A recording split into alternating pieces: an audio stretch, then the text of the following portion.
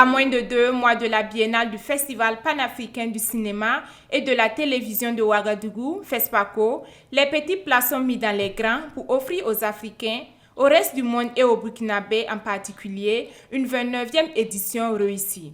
Ce 8 janvier 2025, le ministre de la Communication, de la Culture, des Arts et du Tourisme a procédé à l'installation des membres du Comité national d'organisation CENO.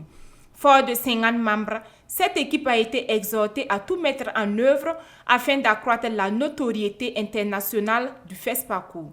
Vous avez été retenu en raison de vos compétences avérées et aussi de vos expériences individuelles et collectives qui devront nous permettre d'aller plus vite et de faire les choses avec professionnalisme.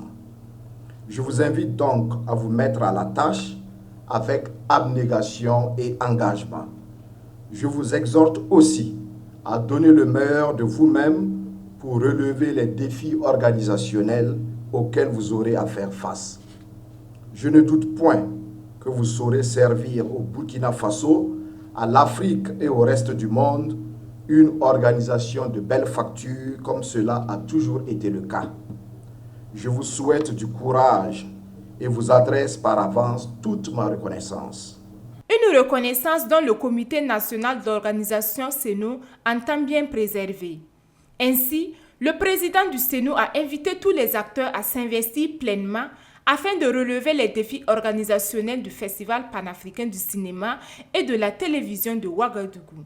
C'est pour nous aujourd'hui l'occasion d'appeler ou de moins d'inviter l'ensemble des acteurs du secteur de la culture, les cinéastes, les étudiants et bref toutes les parties intéressées à se mobiliser afin que nous puissions faire de cette édition une édition réussie, une édition dont l'organisation sera meilleure aux précédentes. Cette édition qui se veut meilleure aux précédentes enregistre 1351 films pour la compétition officielle contre 1232 en 2023. Les exhibitions étaient payantes, malgré tout, nombreux sont les réalisateurs, les producteurs pour inscrire les films. Et aussi on a remarqué qu'au niveau de l'Afrique subsaharienne francophone, où souvent la production est un peu, qui tremble un peu, si je peux dire ça ainsi, ou un peu faible, on a remarqué qu'il y a beaucoup de films aussi de cette région-là. Et on espère bien qu'au soir du 1er mars, ça sera un de ces meilleurs films qui aura gagné.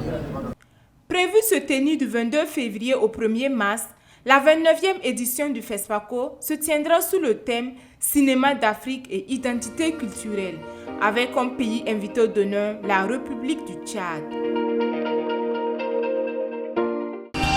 Sobre Web TV, la Web TV au-delà de vos attentes.